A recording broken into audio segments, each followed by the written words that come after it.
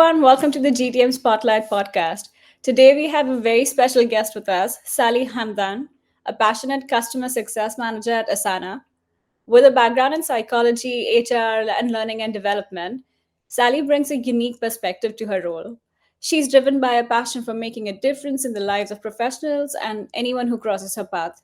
With experience spanning from LinkedIn, Box, and Asana, join me as we explore Sally's insight on customer success. Thank you for being here, Sally. Thank you so much, Emily, for having me. Sally, your journey sounds fantastic. I'm curious to know more about how your diverse background influences your approach to customer success. Yes, I'd love to share. Let me start by asking, what are some of the most important metrics and KPIs you track in your different roles as a customer success manager? And how do they help you drive business outcomes for your clients? Of course. So this is a super important question. Clearly, customer success management differs a lot between company and company. And the key metrics, but there is kind of a similar common thread between my three experiences in customer success. So all three of them, we always look at adoption and some kind of health score. Okay, we try to evaluate how our users are using the tool. Are they getting value? Are we actually measuring that value, that business value they're getting from our tool? So very important. So adoption alone also is not enough, because you could have great users and then they end up churning. We've seen that so many times. So coupling it with business impact has always been key in measuring like real impact of the tool. If the tool is around productivity, then are they gaining time? Are they gaining hours, work days? If it's a recruitment tool, like it was at LinkedIn, like how many are they recruiting with LinkedIn Recruiter versus going to agencies, for example. And Box, it was around collaboration as well. Like how do you use cloud content management to collaborate? So you have these like two very like similar ones. They kind of differed when it came to like monetary. So I've had a lot of JRR, like gross retention rate, being important. So having like a target on retention and not really getting anything from growth. I've had that in a few companies. I've had also NRR. NRR, it's similar to GRR, but it's just you get compensated for growth. So if you have some churn and you have growth, the growth kind of compensates the churn, which was great, but also it kind of hid sometimes churn.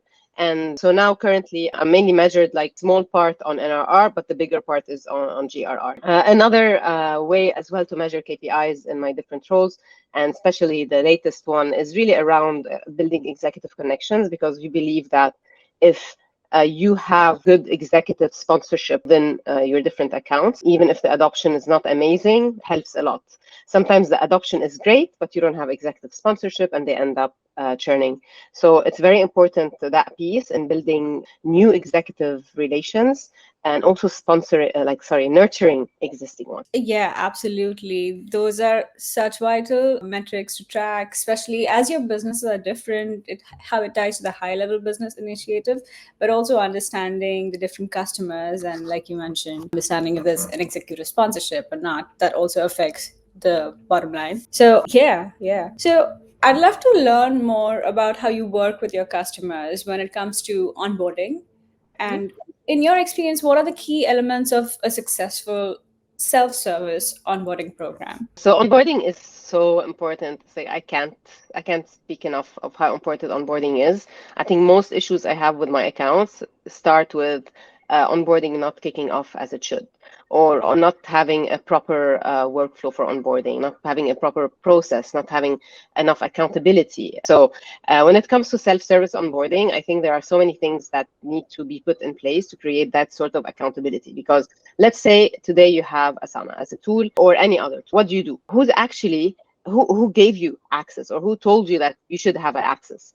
Did it come from you? Is it something that came from your department or from your company? It's a company initiative. They're adopting a new tool, and you have to learn how to use it, because this is how your work will be tracked, for example. So you have really you're very much motivated to start learning the tool ASAP. So that piece around why you're using the tool is extremely important. And for the user to first, before they start their onboarding journey, they need to understand why we're using that tool. That tool's supposed to help me gain efficiency, or that tool will help me market my work and show my leadership what I'm doing. Then it will create extra motivation for that person to do, whether it's self-serve onboarding or not self-serve onboarding. It will just simply motivate them to go through their whole learning track in order to learn the tool. because the motivation is there. The why is very clear. So that's why you always work with our buyers or like sponsors. Like what is your why statement? Why are you buying this tool, and how will this tool help you achieve your business objectives? So I think that we start with the why is the most important. Yeah, absolutely. The why can, dictate the urgency of the problem, the high level goals, and the initiatives behind why they're trying to adopt the tool. These are great insights. Yes. 100%. And then once the why is clear, then we can go into, okay, what are best practices around self-serve onboarding? And I think, first of all, ease of access. Like the more in product the onboarding is, the better it is. Because if I have to go click, sign in, register, whatever, do a lot of clicks, it might take me away from the product. And I think in product onboarding can be really helpful, especially for the self-serve piece. If I'm like using the tool for the first time, I'm guided like step by step on what to do, and I'm actually applying at the same time. Because this is something also I learned from my learning and development career in HR, is everyone has different learning style. We all learn in different ways. Some people are more visual, some people are more like practical. They need to really apply what they're learning on the spot. So I think being aware of these different styles of learning in your onboarding is important. So doing like hybrid, different types of like blended learning, we call it like blended learning, different types of learning, of giving the info. It can be a video, it can be a live webinar, it can be in product, like step by step, so very practical. It can be workshops. So I think mixing the type of content in your onboarding can be really useful, because then it will cater to many needs with different people. Another thing, what also motivates is the gamification piece, is creating competitions, is doing games, is kind of adding a fun element to the onboarding, and creating like milestones. Like, okay, this is like my week 1. I have a big milestone. I do something like maybe a quiz, or we gather as a team, like something that will keep you going and keep you motivated and create that, internal competition. I think like, of course, internal healthy competition between different people that are getting onboarded. I think it really helps. And finally, it comes a bit with the why, is how management is involved in this. Do they care that people are getting onboarded? Are they really holding the different employees accountable, and how are they doing it? So also going back to the why, it's very linked, like understanding why I'm learning this tool. Is it just another tool, or is it, a tool that I'm going to really prioritize, and I believe that it will add value to my work? And also in parallel, how is this getting backed up by my leadership? Are they using the tool, or are they just, giving us, theory, and they're not even, walking the talk? So it's important as well to see, like, if this is like a company initiative, me as a user, are the people imposing this on me using it as well? This will inspire, I think, the individual user to go through their onboarding and, stick to the end. I really loved how you touched upon so many points coming from your background in psychology, learning, and influencing customer education in a way, talking about delivering the right content in the right context, and so many things about the initiative. The why itself. Most importantly, Yes. why the user is using it, why the user is adopting it versus why the team is adopting it. Such good insights. So, speaking of customer education, let's talk about collaboration a little bit. As a CSM, you work closely with various go-to-market teams. So there's marketing, Mhm. sales, and others. So how do you collaborate with them to ensure smooth communication and alignment? Okay, so clearly this goes back to the culture of the collaboration that exists in the different companies I worked with, but it can take different forms. Okay, so either you have a direct channel with the different teams. So I work a lot with product, for example. A lot of my clients surface needs like product enhancement, or they bring new ideas, and having a clear channel with the product and knowing who is the product manager of what feature in the tool really help forward that need. Of course, Asana, for example, we have a project on Asana. Clearly, we manage this through Asana, where I can log, call it VOC, a voice of client, and in that VOC, I mention the different product enhancements that are coming from my client. And then I also attach that VOC to the account plan that I have also in Asana. And so it helps me to follow up and tag the right people in my kind of product request and get the different feedback. So I think a collaboration with product is crucial, and the client can see it, can see when the customer success manager is really being their voice internally within the company. I'm also being the voice of Asana with my clients, but I'm also the voice of my clients within Asana.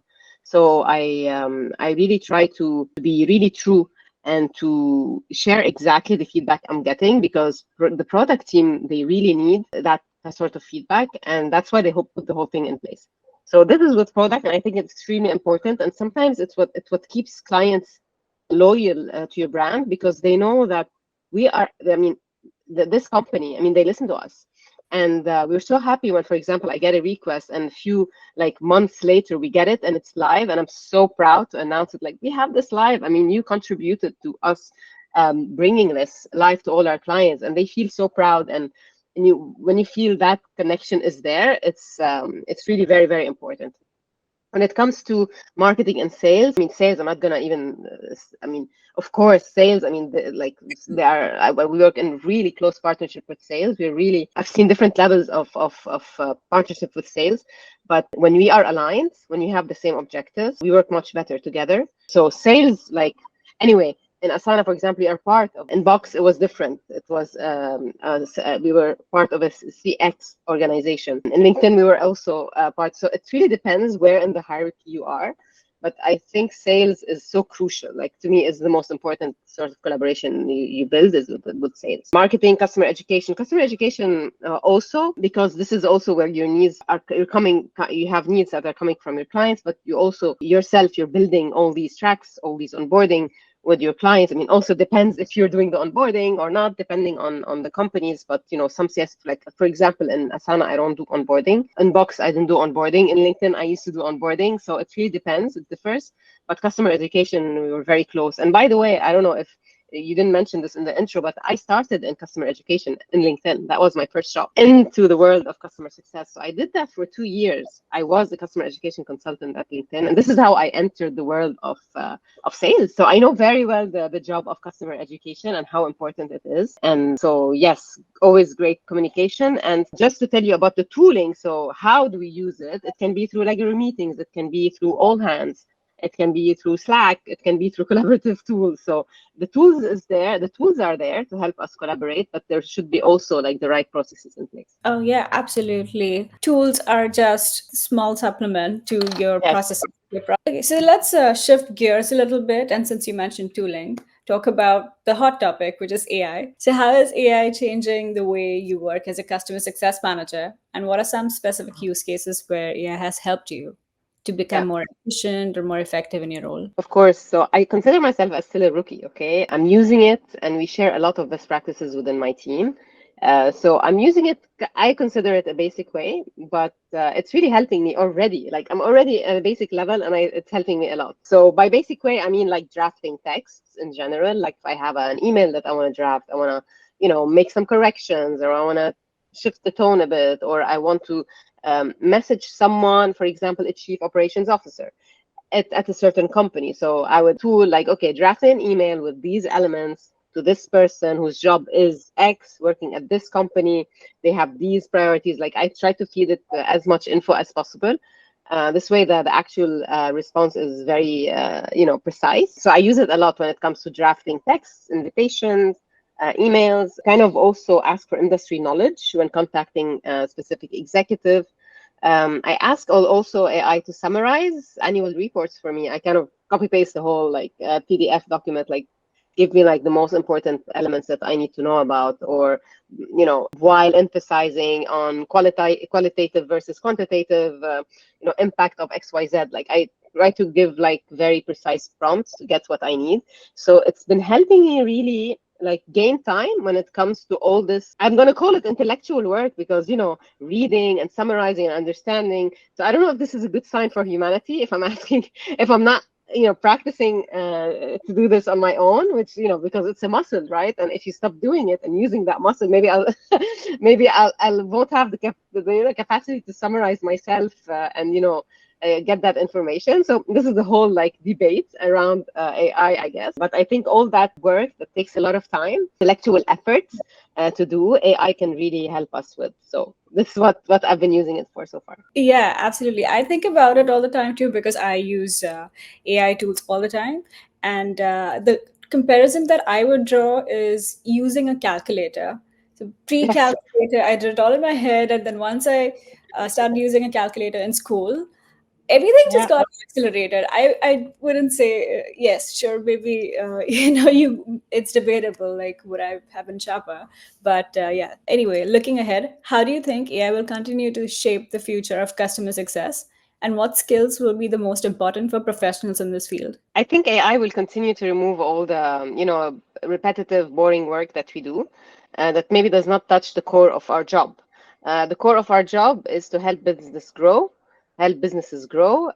is to build great relations with our clients, and to also bring that consultative aspect of our work. And so it probably will replace all the enablement that we do. Hopefully, one day, a new user, for example, in Asana will come to the tool and it's like, I have this process, they can feed it in their process. Depends how, maybe the confidentiality piece as well will be an issue, but you can feed it all the info you want and tell them like, build me, a process on Asana using XYZ information, and then it could do it. Maybe one day this will happen. It clearly depends on the complexity of the tool we're using. But the thing is about AI, I don't know, maybe I'm not aware of it, but it will not challenge their process, because you're feeding it, this is how I'm doing things, please give me the right way, I want to like use the product to do this same process. What do you propose? It will probably do the same. It will not go and tell them, wait, is that really the right way to do things? Like, why do you do this? And all the challenging piece that comes, really, I believe that a customer manager should be excellent at is challenging also the clients that are using a specific tool, because some people buy a tool and they expect it to solve all their problems, and it's rarely the case.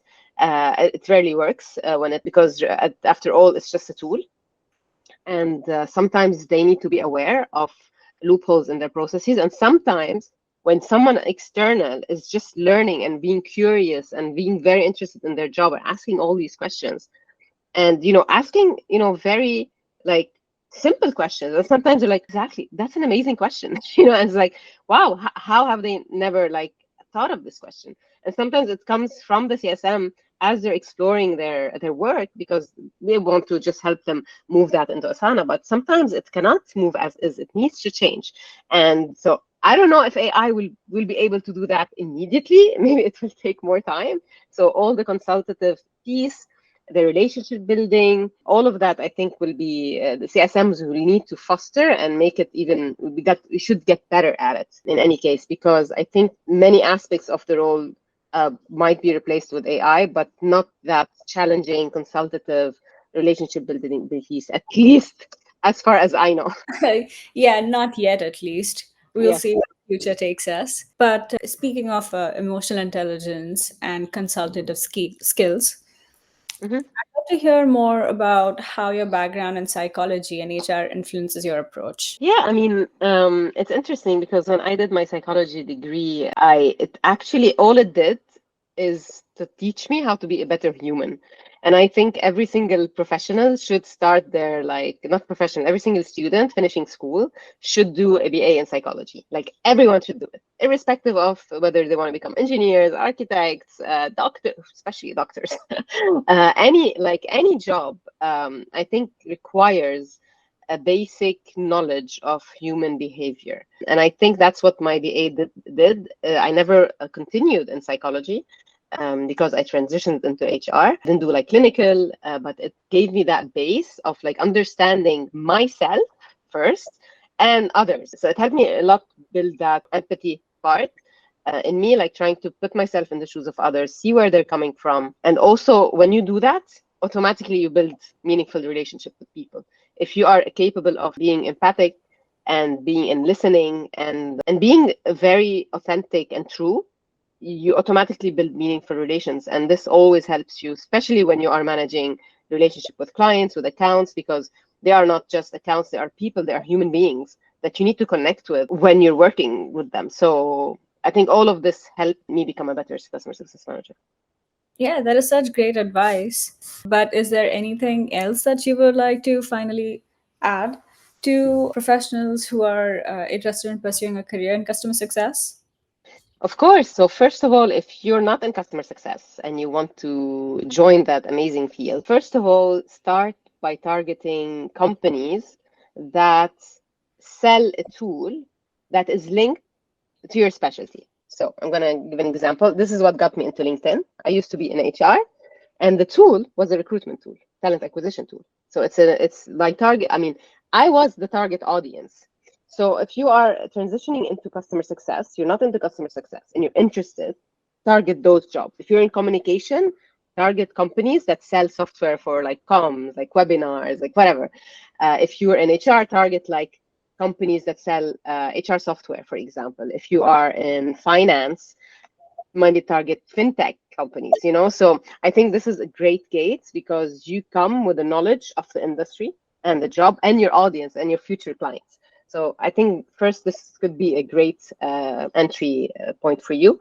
And as you know, and for existing customer success manager, I would say first of all, just be very curious. I think curiosity is the number one skill that a customer success manager should develop and work on, if it's not already there. But I think naturally customer success managers are curious by nature because, you know, when I joined LinkedIn, I had to learn like a whole new tool. When I joined Box, I have to learn, you know, the whole tool inside out. You need to be curious and interested. When I joined Asana, I needed to understand the tool inside out. So that curiosity, I think it comes, I think, built in with customer success. But be curious. Don't be afraid to ask questions. Even if you think they're silly, sometimes they're often not. And sometimes these silly questions often open the eyes of people you're talking to. So yeah, just don't be afraid to ask as many questions as you want to understand better client, and of course actively listening and showing interest. I think what's been working well as well with me is I'm really someone very authentic. I bring my full self to the conversations I do with my clients. I don't fake. I don't pretend to be someone I'm not. So I think being yourself is extremely important, and it automatically shows. And of course, join a lot of CS communities. There are so many out there. I'm just going to list a few.